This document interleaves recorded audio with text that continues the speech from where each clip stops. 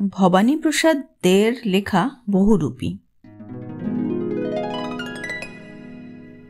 কয়েকটা দিন মাথা গোঁজার জন্য গ্রামের বাইরে এমন একটা নির্জন পোড়ো বাড়ি পেয়ে নন্দ বেজায় খুশি।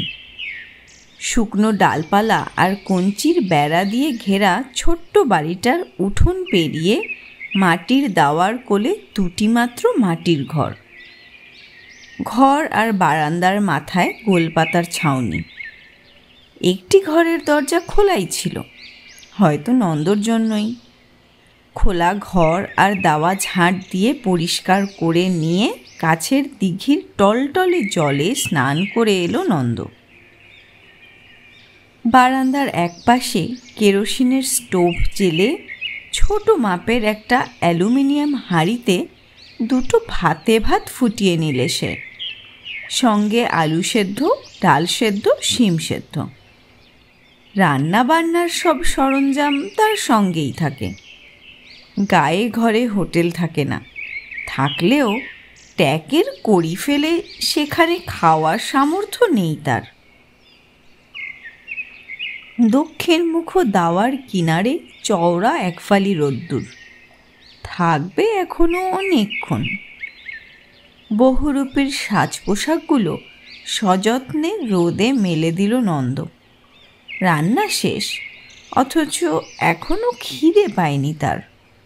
হাতে আপাতত কোনো কাজও নেই। নন্দ তখন উপেন্দ্র কিশোরী ছোট্ট রামায়ণটা বার করে সুর করে গাইতে শুরু করল। হঠাৎ বাধা পেল নন্দ, কি যেন বলে উঠল, বেশ রামায়ণ গাইতে পারো তো বহুরূপী।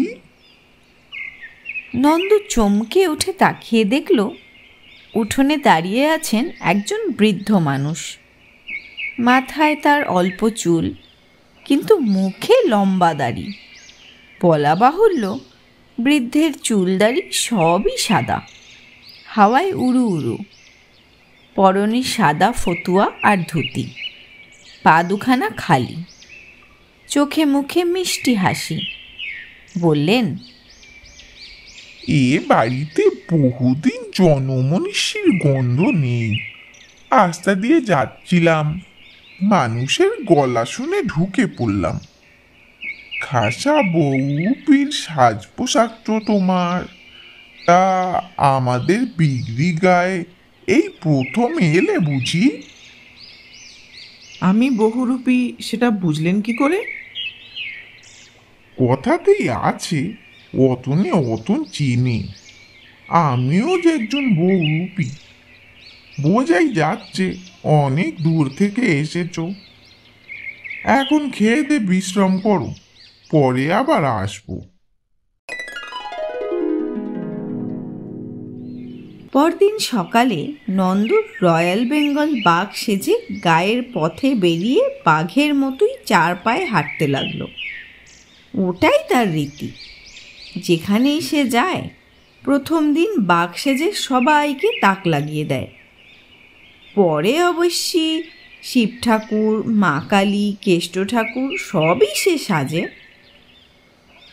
বাঘ দেখে লোকজন বেজায় ভয় পেয়েছে মনে হলো।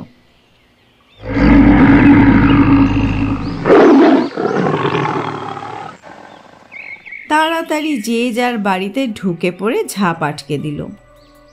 একটু পরে নন্দ দেখল নানান বয়সী বেশ কয়েকজন মহিলা হাতে সরকি, বল্লম, লাঠি, খুন্তি উঁচিয়ে তার পিছনে মার মার করে তেড়ে আসছেন। সমূহ বিপদ বুঝে নন্দ দু পায়ে দাঁড়িয়ে পড়ল। তারপর মুখ থেকে বাঘের মুখোশটা খুলে ফেলে দু হাত জড়ো করে বলল, আমাকে মারবেন না, আমি বাঘ নই, আমি নন্দ বহুরূপী। মেয়েদের রাগ কমল না। তারা বললেন, ৩৩ কোটি দেবদেবী থাকতে বাঘ সেজেছ কেন? বাঘের মতো পাজি জানোয়ার দুটি নেই। আমাদের কারো বাবা নেই, কাকা নেই, স্বামী নেই, শ্বশুর নেই, ভাই নেই, ছেলে নেই, সবাইকে বাঘে খেয়ে ফেলেছে। পুরনো শোকে মেয়েদের মধ্যে কেউ কেউ হাউমাউ করে কেঁদে ফেললেন।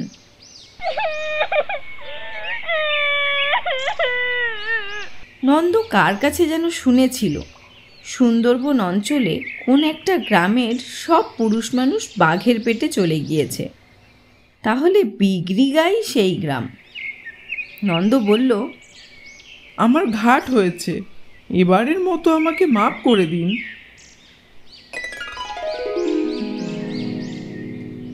পরদিন শিব ঠাকুরটি সেজে বের হলো নন্দ। তার সারা গায়ে ছাই মাখানো, মাথায় জটা জুটো, পরনে বাঘছাল রঙের কাপড়, তার গলায় প্লাস্টিকের সাপ জড়ানো আর হাতে একটা ত্রিশূল। দু একজন বয়স্ক মহিলা তাকে ভক্তিভরে প্রণামও করলেন। কয়েকটি বাচ্চা মেয়ে তো মহা উৎসাহে তার সঙ্গে বেশ কিছুটা পথ চলে এলো।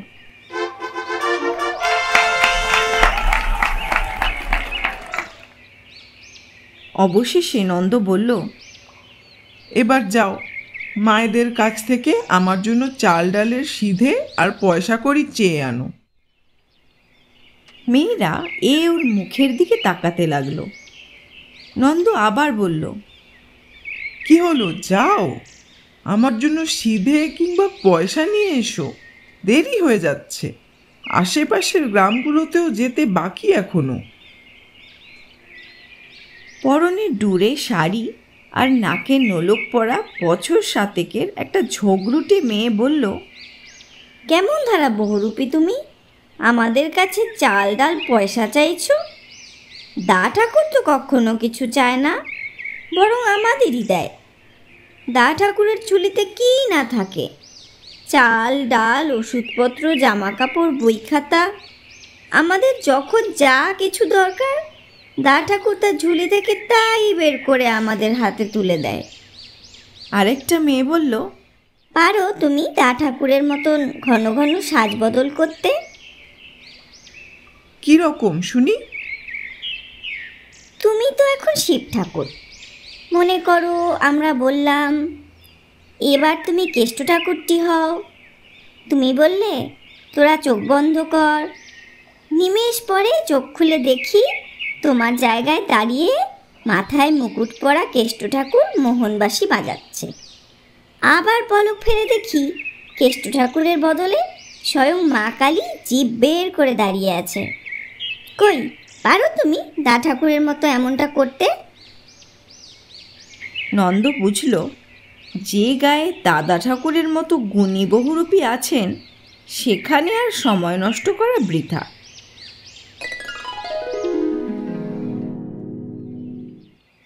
পরদিন সকালবেলায় চলে যাবার আগে পুরো বাড়ির দাওয়ায় বসে নন্দ তার জিনিসপত্র গোছগাছ করছে।